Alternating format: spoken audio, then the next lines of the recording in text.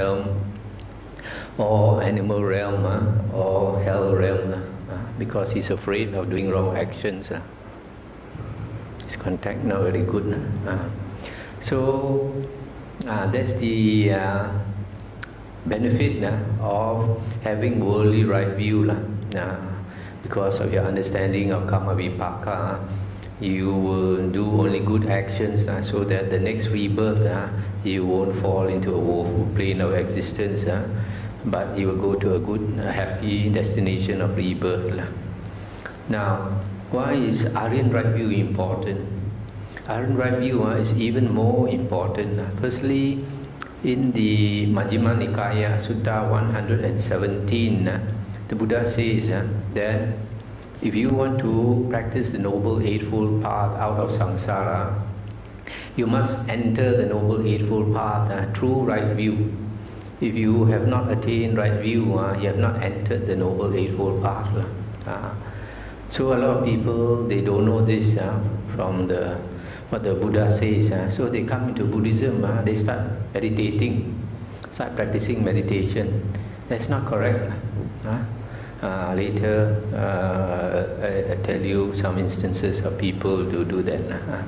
So, first you must attain right view, and then right view, the Buddha says, will lead you to right thoughts, and right thoughts will lead you to right speech, and right speech will lead you to right actions, which will lead you to right livelihood, which will lead you to right effort, which will lead you to right recollection, sati, which will lead you to right concentration, samadhi.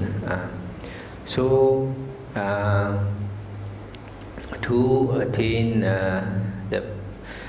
this Noble Eightfold Path, you must start with right view. And what happens when you get right view? This is explained in the Anguttara Nikaya, Sutta number 9.20. In this sutta, the Buddha said, a long time ago, he was born as a very rich Brahmin. You know, Brahmin is one of the castes in India. So, in that lifetime, the Buddha said he did a lot of charity, a lot of giving away of his wealth, just like what Bill Gates is doing now.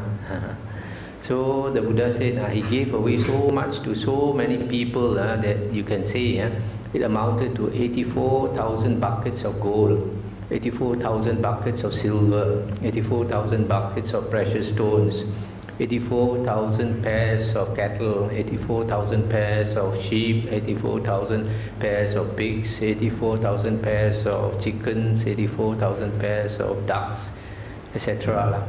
And other things, clothing and all that. And the food and the drinks he gave were so much, the Buddha said it flowed like the river continuously. But the Buddha said that in that lifetime, although he did so much generous gifts, yet the merit was very small. Why? Because the Buddha said at that time when he gave those gifts, those people who accepted the gifts, not a single one of them had right view. In other words, there was no Arya around. And Arya must have right view, Aryan right view. So he said the merit would have been more if he had just given to one person with right view, just one Arya. Then after that, the Buddha said if he had given to 100 persons with right view, the blessings or the merit is still less than giving to one Sakadagamin. One Sakadagamin is one's returner. Sakadagamin is a second fruit Arya, second stage Arya. Then after that the Buddha said if he had given to 100 Sakadagamins, the merit is still less than giving to one Anagamin. One Anagamin is a third fruit attainer. And then giving to 100 Anagamins also, the merit is less than giving to one fourth fruit attainer, the Arahant, the fully enlightened being. So from here you can see what the Buddha implies is that the person with right view is a Sotapanna, first fruit Arya. So, in other words, if you want to become a Sotapanna, you only need to get right view. Once you get right view, have an understanding of the Four Noble Truths, you are already an Arya. Now, how to get right view? This is explained in Majjhima Nikaya, Sutta number 43. In this sutta, it is said that there are only two conditions to attain right view. The first one is the voice of another. The second condition is careful attention or proper attention. So the voice of another is very important. That means you can only get right view from hearing the Dhamma from somebody else. In the Buddha's days, they had no books. So you have to hear the Dhamma from somebody else to learn the Dhamma. But nowadays, we have the books in the collections of the Buddha's discourses in book form. So hearing the voice of another can also nowadays include studying the suttas that the Buddha has spoken 2,500 years ago. So this first condition means only somebody else teaching you the Dhamma and you hear it, and you can get right view. Not like nowadays what some meditation teachers say, that you have to meditate to become a Sotapanna, to get right view. Meditation by itself cannot bring you right view. Meditation can only help by making your mind a bit clearer, so that when you listen to the Dhamma, it's easier to understand. So be very clear about this, that to get right view and become a Sotapanna, you must listen to the Dhamma from somebody else or read it in the book. But this Dhamma refers to the earliest Dhamma, the original discourses of the Buddha. Because nowadays our Buddhism is very rojak already. 2,500 years, people have been writing and writing and writing and writing non-stop.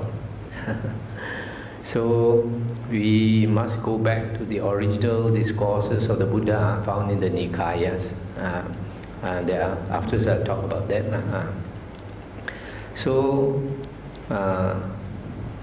listening to the Dhamma is so important. That's why the Buddha called all his disciples Savakas.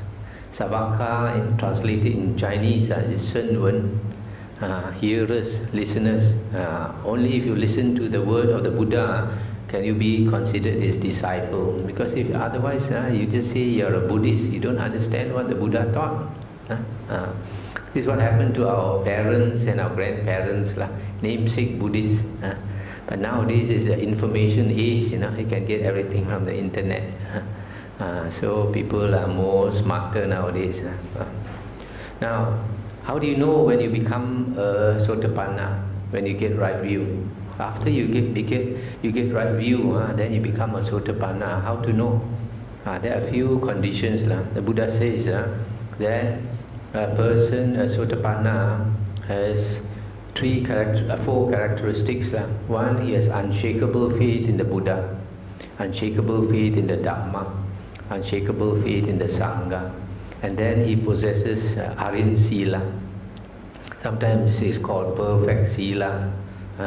This Arin Sila is not as difficult as some people think, although it says sometimes pure moral conduct or perfect moral conduct. In the Noble Eightfold Path, there are three factors that constitute Sila. One is right speech, right action, and right livelihood. Three factors. Now, right speech consists of four precepts: not to lie, not to engage in malicious speech, Malicious speech is speech motivated by malice or anger. That means